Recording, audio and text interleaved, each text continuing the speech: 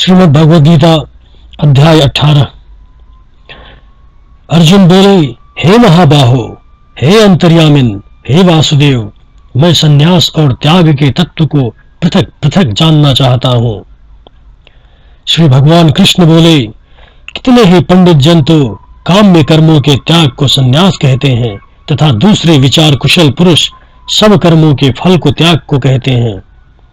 कई एक विद्वान ऐसा कहते हैं कि कर्म मात्र दोष युक्त है, इसलिए त्यागने से योग्य है, और दूसरे विद्वान यह कहते हैं कि यज्ञ, दान और तप रूप कर्म त्यागने योग्य नहीं है।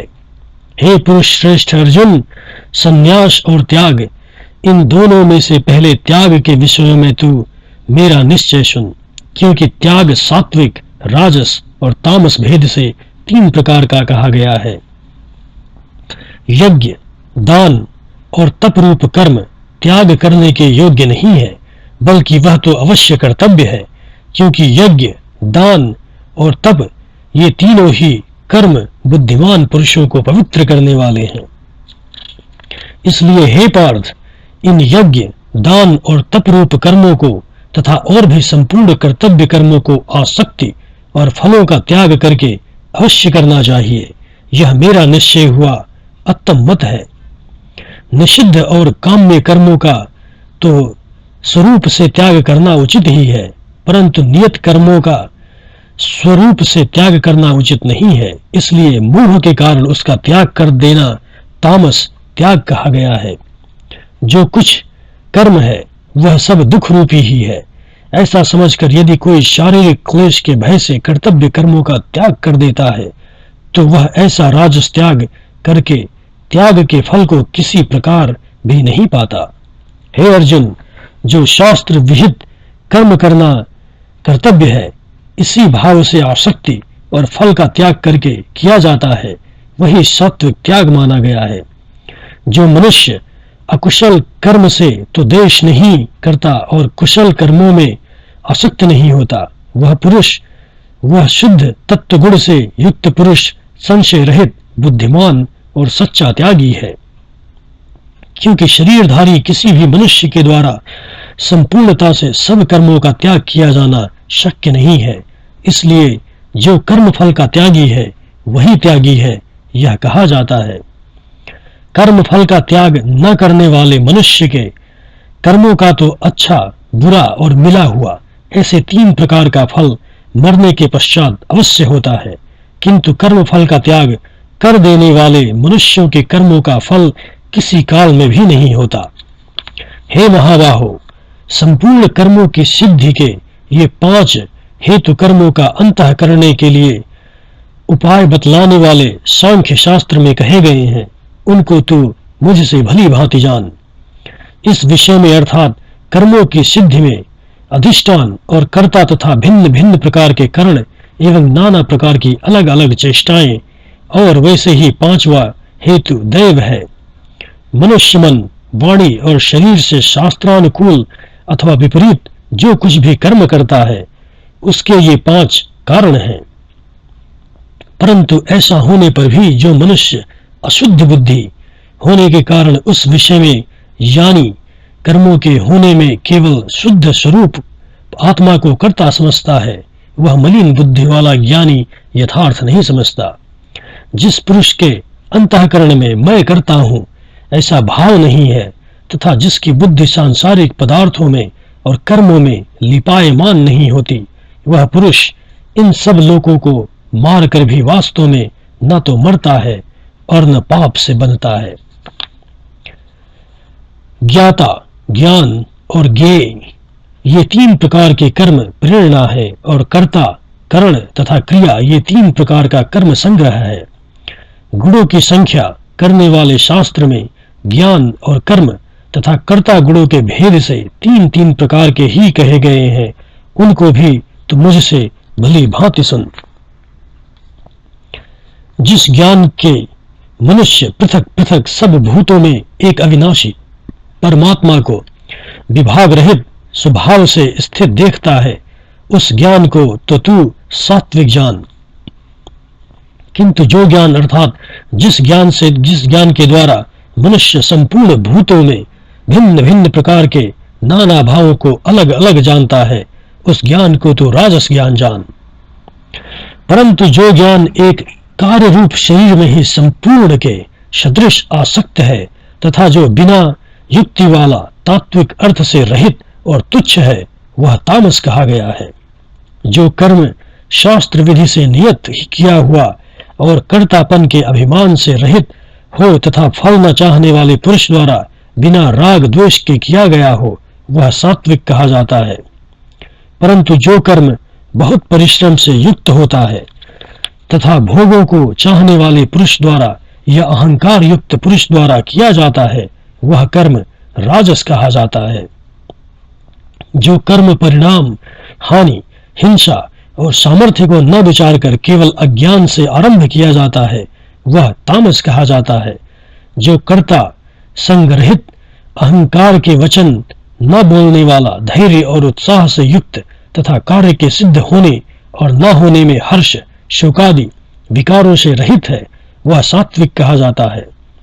जो कर्ता आसक्ति से युक्त, कर्मों के फल को चाहने वाला और लोभी है तथा दूसरों को कष्ट देने के स्वभाव वाला अशुद्धचारी और हर्ष शोक में लिप्त है, वह राजस कहा गया है। जो कर्ता अयुक्त, शिक्षा से रहित, घमंडी, धूर्त और दूसरों की जीविका का नाश करने वाला तथा शोक करने वाला, आलसी और दीर्घसूत्री है, वह तामस कहा जाता है।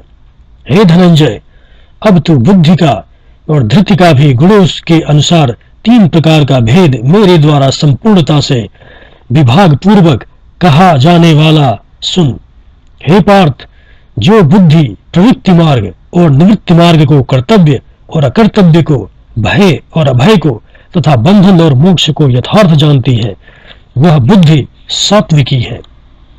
हे पार्थ, मनुष्य जिस बुद्धि के द्वारा धर्म और अधर्म को तथा कर्तव्य और अकर्तव्य को भी यथार्थ नहीं जानता, वह बुद्धि राजसी है। हे अर्जुन, जो तमोगुण से घिरी हुई बुद्धि अधर्म को भी यह धर्म है ऐसा मान लेती है तथा इसी प्रकार अन्य संपूर्ण पदार्थों को भी विपरीत मान लेती है, वह बुद्धि तामसी है। हे पार्थ, जिस अव्यभिचारिणी धारण शक्ति से मनुष्य ध्यान योग के द्वारा मन, प्राण और इंद्रियों की क्रियाओं को धारण करता है, वह धृति सात्विकी है। परंतु हे प्रथापुत्र अर्जुन, फल की इच्छा वाला मनुष्य जिस धारण शक्ति के द्वारा अत्यंत आसक्ति से धर्म और कर्मों को धारण करता है, वह धारण शक्ति राजसी है। हे पार्थ, दुष्ट बुद्धि वाला मनुष्य जिस धारण शक्ति के द्वारा निद्रा, भय, चिंता और दुख को तथा उन्मत्तता को भी नहीं छोड़ता अर्थात धारण किए रहता है, वह धारण शक्ति तामसी है। हे भरत श्रेष्ठ अर्जुन, अब 3 प्रकार के सुखों को भी तू मुझसे सुन। जिस सुख में साधक मनुष्य भजन, ध्यान और सेवादि के अभ्यास से रमण करता है और जिससे दुखों के अंत को प्राप्त होता है, जो ऐसा सुख है वह आरंभ काल में यद्यपि विष के तुल्य प्रतीत होता है, परंतु परिणाम में अमृत के तुल्य है। इसलिए वह परमात्म विषयक बुद्धि के प्रसाद से उत्पन्न होने वाला सुख सात्विक कहा गया है। जो सुख विषय और इंद्रियों के संयोग से होता है, वह पहले भोग काल में अमृत के तुल्य प्रतीत होने पर भी परिणाम में विष के तुल्य है, इसलिए वह सुख राजस सुख कहा गया है। जो सुख भोग काल में तथा परिणाम में भी आत्मा को मोहित करने वाला है, वह निद्रा, आलस्य और प्रमाद से उत्पन्न सुख तामस कहा गया है। पृथ्वी में या आकाश में अथवा देवताओं में तथा इनके सिवा और कहीं भी ऐसा कोई भी सत्व नहीं है जो प्रकृति से उत्पन्न इन तीनों गुणों से रहित हो। हे परंतप, ब्राह्मण, क्षत्रिय और वैश्यों के तथा शूद्रों के कर्म स्वभाव से उत्पन्न गुणों द्वारा विभक्त किए गए हैं। अंतःकरण का निग्रह करना, इंद्रियों का दमन करना, धर्म पालन के लिए कष्ट सहना, बाहर भीतर से शुद्ध रहना, दूसरों के अपराधों को क्षमा करना, मन, इंद्रिय और शरीर को सरल रखना, वेद, शास्त्र, ईश्वर और परलोक आदि में श्रद्धा रखना, वेद शास्त्रों का अध्यापन करना और परमात्मा के तत्व का अनुभव करना, ये सब के सब ही ब्राह्मण के स्वाभाविक कर्म हैं। शूरवीरता, तेज, धैर्य, चतुरता और युद्ध में न भागना, दान देना और स्वामी भाव, ये सब ही क्षत्रिय के स्वाभाविक कर्म हैं। खेती, गोपालन और क्रय विक्रय रूप सत्य व्यवहार ये वैश्य के स्वाभाविक कर्म हैं तथा सब वर्णों की सेवा तथा शूद्र का भी स्वाभाविक कर्म है। अपने अपने स्वाभाविक कर्मों से, तत्परता से तथा हुआ मनुष्य भगवत प्राप्ति के परम सिद्धि को प्राप्त हो जाता है। अपने स्वाभाविक कर्म में लगा हुआ मनुष्य जिस प्रकार से कर्म करके परम सिद्धि को प्राप्त होता है, उस विधि को तू सुन। जिस परमेश्वर से संपूर्ण प्राणियों की उत्पत्ति हुई है और जिससे यह समस्त जगत व्याप्त है, उस परमेश्वर की और स्वाभाविक कर्मों द्वारा पूजा करके मनुष्य परम सिद्धि को प्राप्त हो जाता है। अच्छी प्रकार आचरण किए हुए दूसरे के धर्म से गुण रहित भी अपना धर्म श्रेष्ठ है, क्योंकि स्वभाव से नियत किए हुए धर्म स्वरूप धर्म को, कर्म को करता हुआ मनुष्य पाप को प्राप्त नहीं होता।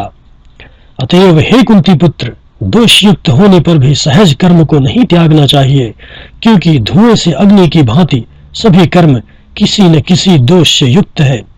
सर्वक्त आसक्ति रहित बुद्धि वाला, स्पृहा रहित और जीते हुए अंतःकरण वाला पुरुष सांख्य योग के द्वारा उस परम निश्चय कर्म सिद्धि को प्राप्त होता है जो कि ज्ञान योग की परिनिष्ठा है। उस निष्कर्म सिद्धि को जिस प्रकार के प्राप्त होकर मनुष्य ब्रह्मा को प्राप्त होता है, उस प्रकार को हे कुंती पुत्र तू संक्षेप में ही मुझको समझ। विशुद्ध बुद्धि से युक्त तथा हल्का, सात्विक और नियमित भोजन करने वाला, शब्दादि विषयों का त्याग करने, एकांत और शुद्ध देश का सेवन करने वाला, सात्विक धारण शक्ति के द्वारा अंतःकरण और इंद्रियों का संयम करके मन, वाणी और शरीर को वश में कर लेने वाला, राग देश को सर्वथा नष्ट करके भली भांति दृढ़ वैराग्य का आश्रय लेने वाला तथा अहंकार, बल, घमंड, काम, क्रोध और परिग्रहण का त्याग करके निरंतर ध्यान योग के परायण रहने वाला, ममता रहित और शांत युक्त पुरुष सच्चिदानंद ब्रह्मा में अभिन्न भाव से स्थित होने का पात्र होता है। फिर वह सच्चिदानंद ब्रह्मा में एक ही भाव से स्थित प्रसन्न मन वाला योगी न तो किसी के लिए शोक करता है और न किसी की आकांक्षा ही करता है। ऐसा समस्त प्राणियों में संभव वाला योगी मेरी परम भक्ति को प्राप्त होता है। उस पराभक्ति के द्वारा वह मुझ परमात्मा को मैं जो हूं और जितना हूं ठीक वैसा का वैसा तत्व से जान लेता है। वह तथा उस भक्ति से मुझको तत्व के जानकर तत्काल ही मुझ में प्रविष्ट हो जाता है। मेरे परायण हुआ कर्मयोगी तो संपूर्ण कर्मों को सदा करता हुआ भी मेरी कृपा से सनातन अविनाशी परम पद को प्राप्त हो जाता है। सब कर्मों को मन से मुझ में अर्पण करके तथा समबुद्धि रूप योग को अवलंबन करके मेरे परायण और निरंतर मुझ में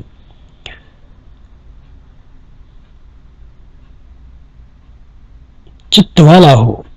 उपर्युक्त प्रकार से मुझ में चित्त वाला होकर तू मेरी कृपा से समस्त संकटों को अनायास ही पार कर जाएगा, और यदि अहंकार के कारण मेरे वचनों को न सुनेगा तो नष्ट हो जाएगा, अर्थात परमार्थ से भी भ्रष्ट हो जाएगा।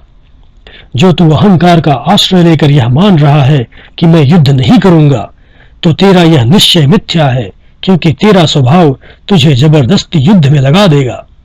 हे कुंती पुत्र, जिस कर्म को तू मोह के कारण करना नहीं चाहता, उसको भी अपने पूर्वकृत स्वाभाविक कर्म से बंधा हुआ परवश होकर करेगा। हे अर्जुन, शरीर रूप यंत्र में आरूढ़ हुए संपूर्ण प्राणियों को अंतर्यामी परमेश्वर अपनी माया से उनके कर्मों के अनुसार भ्रमण कराता हुआ सब प्राणियों के हृदय में स्थित है। हे भारत, तू सब प्रकार से उस परमेश्वर की ही शरण में जा। उस परमात्मा की कृपा से ही तू परम शांति को तथा सनातन परम धाम को प्राप्त होगा। इस प्रकार यह गोपनीय से भी अति गोपनीय ज्ञान मैंने तुझसे कहा है। अब तू इस रहस्य मुक्त ज्ञान को पूर्णतया भली भांति विचार कर, जैसे चाहता है वैसे ही कर। संपूर्ण गोपनीय से अति गोपनीय मेरा परम रहस्युक्त वचन को तो फिर भी सुन। तू मेरा अतिशय प्रिय है, इससे यह परम हितकारक वचन मैं तुझको कहूंगा।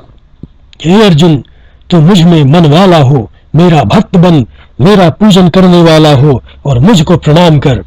ऐसा करने से तो मुझे ही प्राप्त होगा। यह मैं तुझको सत्य प्रतिज्ञा करता हूं, क्योंकि तू मेरा अत्यंत प्रिय है। संपूर्ण धर्मों को अर्थात संपूर्ण कर्तव्य कर्मों को मुझ में त्याग कर तू केवल एक मुझ सर्वशक्तिमान सर्वाधार परमेश्वर की ही शरण में आ जा। मैं तुझे संपूर्ण पापों से मुक्त कर दूंगा। तू शोक मत कर। तुझे यह गीतारूप रहस्यमय उपदेश किसी भी काल में न तो तप रहित मनुष्य से कहना चाहिए, न भक्ति रहित से, और न बिना सुनने की इच्छा वाले से ही कहना चाहिए, तथा जो मुझ में दोष दृष्टि रखता है उससे तो कभी भी नहीं कहना चाहिए। जो पुरुष मुझ में परम प्रेम करके इस परम रहस्य युक्त गीता शास्त्र को मेरे भक्तों में कहेगा, वह मुझको ही प्राप्त होगा, इसमें कोई संदेह नहीं है। उससे बढ़कर मेरा प्रिय कार्य करने वाला मनुष्य में कोई भी नहीं है, तथा पृथ्वी भर में उससे बढ़कर मेरा प्रिय दूसरा कोई भी भविष्य में नहीं होगा। जो पुरुष इस धर्म में हम दोनों के संवाद रूप गीता शास्त्र को पढ़ेगा, उसके द्वारा भी मैं ज्ञान यज्ञ से पूजित होऊंगा, ऐसा मेरा मत है। जो मनुष्य श्रद्धा युक्त और दोष दृष्टि से रहित होकर इस गीता शास्त्र का श्रवण भी करेगा, वह भी पापों से मुक्त होकर उत्तम कर्म करने वाले के श्रेष्ठ लोकों को प्राप्त होगा। हे पार्थ, क्या इस गीता शास्त्र को तूने एकाग्र चित्त से श्रवण किया? और हे धनंजय, क्या तेरा अज्ञान जनित मोह नष्ट हो गया? श्री अर्जुन बोले, हे अच्युत, आपकी कृपा से मेरा मोह नष्ट हो गया है और मैंने स्मृति प्राप्त कर ली है।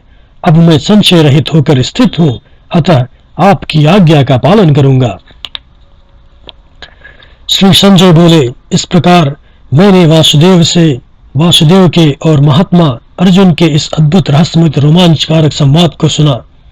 श्री व्यास जी की कृपा से दिव्य दृष्टि पाकर मैंने इस परम गोपनीय योग को अर्जुन के प्रति कहते हुए स्वयं योगेश्वर भगवान कृष्ण से प्रत्यक्ष सुना। हे राजन, भगवान श्री कृष्ण और अर्जुन के इस रहस्य युक्त कल्याणकारक और अद्भुत संवाद को पुनः पुनः स्मरण करके मैं बार बार हर्षित हो रहा हूँ। हे राजन, श्री हरि के उस अत्यंत विलक्षण रूप को भी पुनः पुनः स्मरण करके मेरे चित्त में महान आश्चर्य होता है और मैं बार बार हर्षित हो रहा हूँ। हे राजन, जहाँ योगेश्वर भगवान श्री कृष्ण है और जहाँ गांडीव धनुषधारी अर्जुन है, वहीं पर श्री विजय, विभूति और अचल नीति है, ऐसा मेरा मत है। श्रीमद् भगवद गीता अध्याय 18 समाप्त।